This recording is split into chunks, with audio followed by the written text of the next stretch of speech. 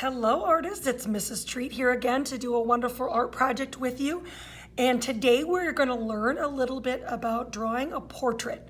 Now, I know that sounds really intimidating, as it is for all of us, myself included.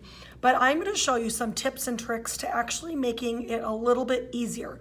So things we're going to need today is a pencil. I happen to have an eraser just because it's kind of handy to have, a Sharpie and a piece of paper. And eventually we'll need something to color with. But we're going to start with our pencil. Now I'm going to ask that you have your paper in front of you nice and tall. And we're going to start with drawing just the oval for the head.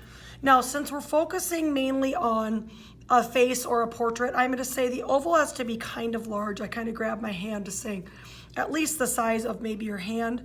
And what I like to do is not even draw on the paper, but just start to do an oval shape. And I'm going to draw very lightly. I'm going to swirl my hand around in an oval shape, and then I'm going to start to lay down a very light oval. Can you see that? I drew it very lightly. I didn't press, there's multiple lines you can see because I was going around and around. I kept it very, very light. The reason being, we're going to come back and we'll eventually do Sharpie on that, but just so if we do make mistakes, we draw it light till we can get it right. And we're going to be drawing some helping lines in here that will ultimately get erased. So I will go back around that a little bit darker just so you can see it, because eventually I will be Sharpieing it so you can see that oval. All right, if we think about a face, it is symmetrical, which means both halves are exactly the same, or darn close. So very lightly with your pencil, very lightly, draw a line through the center, all right? Splitting the face in half, this direction, top to bottom. All right, we're also gonna do some helping lines the other direction. Again, finding the halfway point in your oval. So again, very lightly, drawing some light lines, very, very lightly. Can you see those?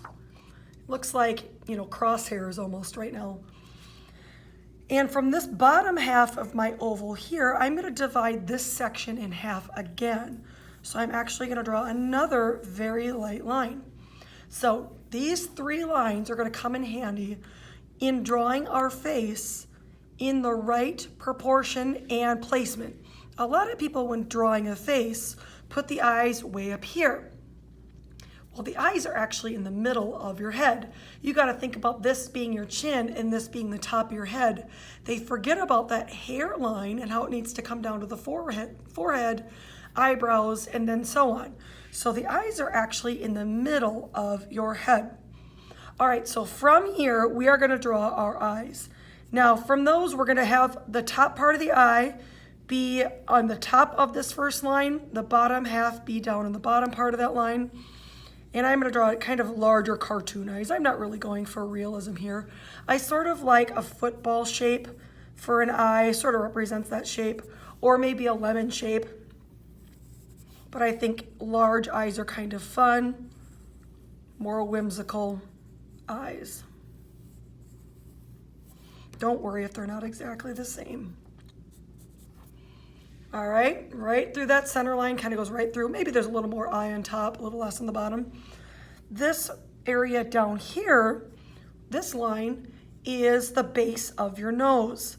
I want you to draw on either side just a slight curve, like so, because that's the base of your nose. And on either side of that, we're going to draw sort of a letter C, not quite full letter C, but not quite touching. Do you see that? I'll zoom in maybe a little bit closer. Letter C, and then on this side a backwards letter C. Do you see how that looks like a nose? Something like that, all right?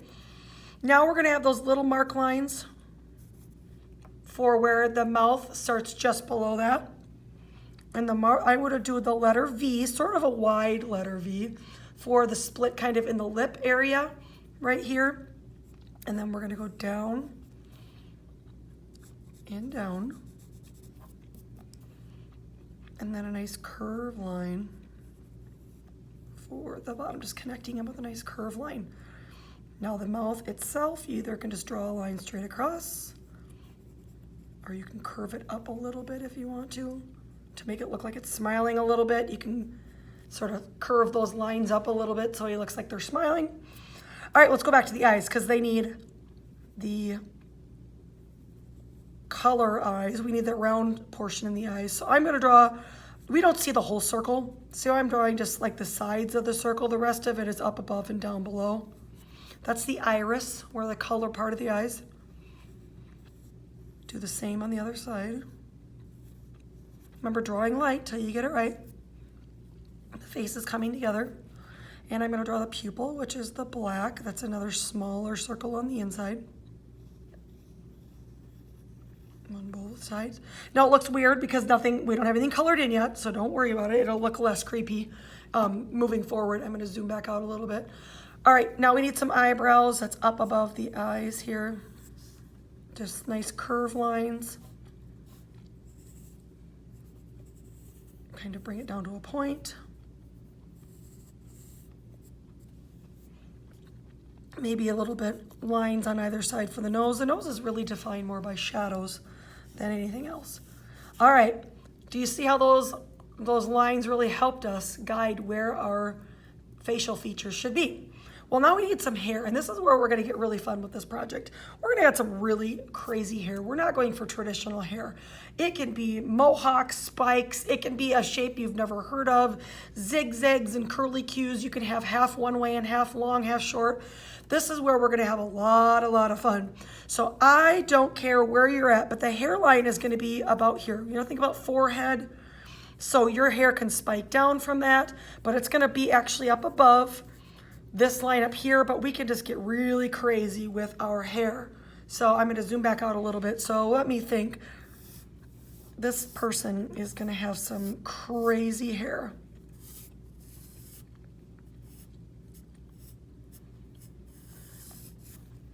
Again, drawing light till I get it right. I might continue crazy spikes, but again, you can do whatever you want to your crazy hair. Wonder what it would take to actually have a hairstyle like this.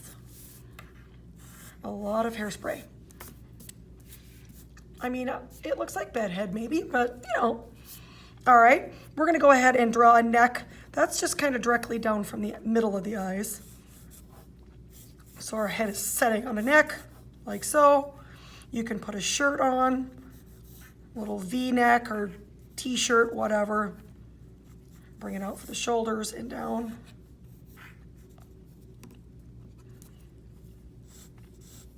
All right.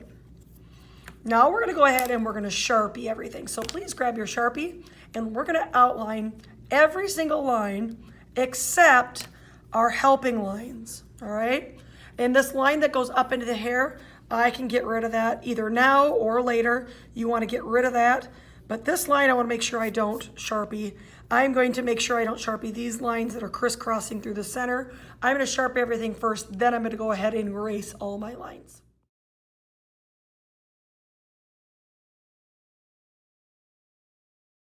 All right, now that I've got everything Sharpied, I'm going to come back in with my eraser.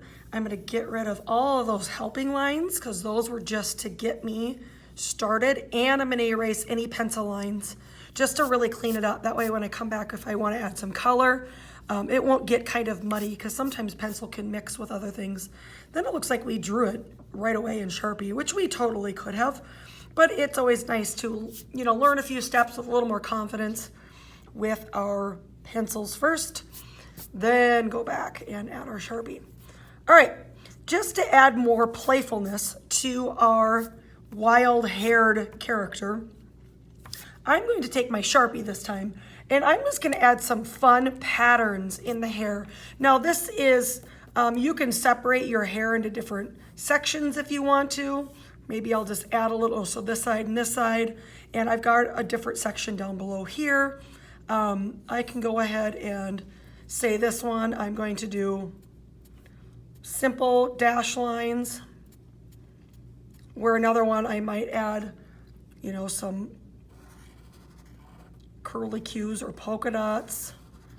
But just to really amp it up, then of course, we can really have fun and add some color to your character as well with whatever materials you've got available. I'll let you make those decisions if you want to pump it up and add color, or just call it a day after drawing your character. I cannot wait to see what your final product looks like. Take a look at my final example. We'll see you next week.